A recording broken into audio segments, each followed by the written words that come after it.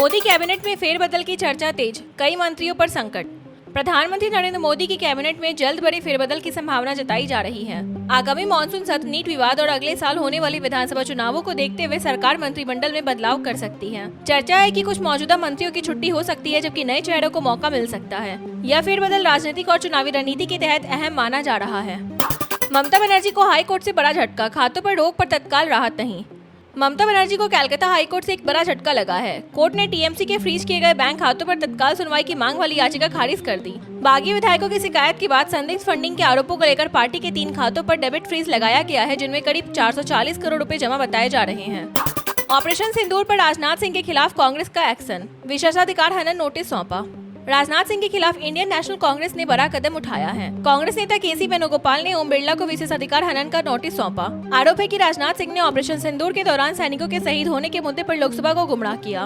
One nation one election पर मोदी सरकार को झटका, 2034 से पहले लागू होना मुश्किल।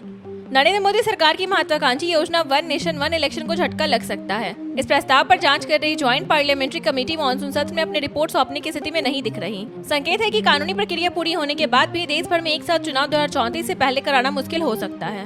उद्धव ठाकरे को बड़ा झटका, करीबी एमएलसी सचिन अहिर सुंदे गुट में शामिल।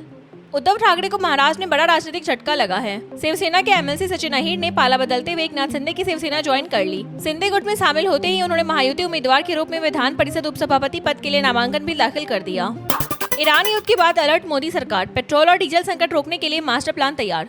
नरेंद्र मोदी सरकार पेट्रोल, डीजल और गैस की संभावित किल्लत से बचने के लिए बड़ा कदम उठाने जा रही है। रिपोर्ट्स के मुताबिक सरकार कच्चे तेल, एलपीजी और एलएनजी का रणनीतिक भंडार तैयार करने की योजना बना रही है, जिससे देश की 1 महीने की जरूरत पूरी हो सके।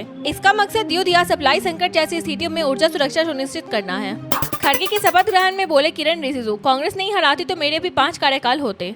मल्लिकार्जुन खड़गे के राज्यसभा सदस्य के रूप में शपथ ग्रहण के दौरान केंद्रीय मंत्री किरण रिजिजू ने मजाकिया अंदाज में कहा कि अगर कांग्रेस उन्हें नहीं हराती तो उनके भी अब तक 5 कार्यकाल पूरे हो चुके होते। समारोह में जेपी नड्डा समेत कई वरिष्ठ नेता मौजूद रहे। भरत तिवारी एनकाउंटर पर बोली जीतन राम मांझी, हम पर बंदूक ताने तो कैसे छोड़ दें।